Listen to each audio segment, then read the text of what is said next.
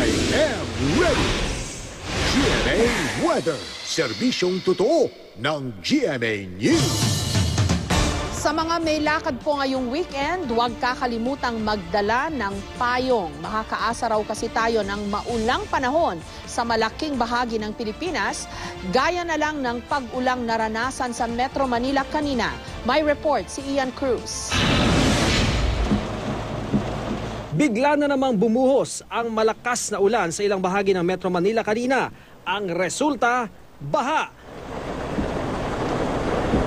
Gaya sa ilang lugar sa Quezon Avenue kung saan gutter deep na baha ang sumalubong sa mga motorista. Nagkaroon din ng konting pagbaha sa Espanya sa Maynila. Noong nakaraang Biyernes lang, lubog sa baha ang maraming lugar sa Metro Manila dahil sa kambal na hagupit ng Bagyong Mario at Habagat. Pero hindi lang sa Metro Manila problema ang baha ngayon.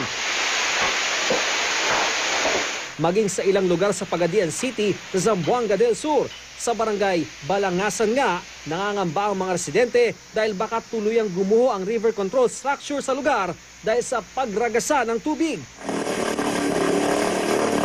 Baha rin sa iba pang babababang barangay sa Pagadian. Kabilang ang Pagadian sa mga apektado ngayon ng hanging habagat sa Mindanao. Ngayong weekend, inaasang magpapatuloy roon ang maulang panahon. Base sa datos ng The Weather Company, katamtamang ulan at thunderstorms ang mararanasan sa buong Mindanao bukas at sa linggo, lalo na sa hapon. Halos sa buong Mindanao, mula yan sa may Zamboanga Peninsula hanggang dito sa ARMM, Soxargen at yung Northern at Caraga Region at ibang bahagi ng Davao Region.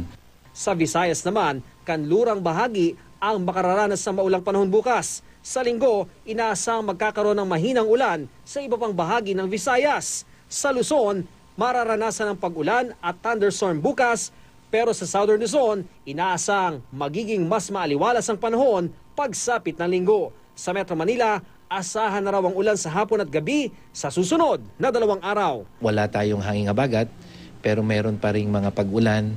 Sa Sabado ay asahan na yung thunderstorm in the afternoon or early evening dito sa halos buong Luzon, Northern, Central hanggang dyan sa may Southern section.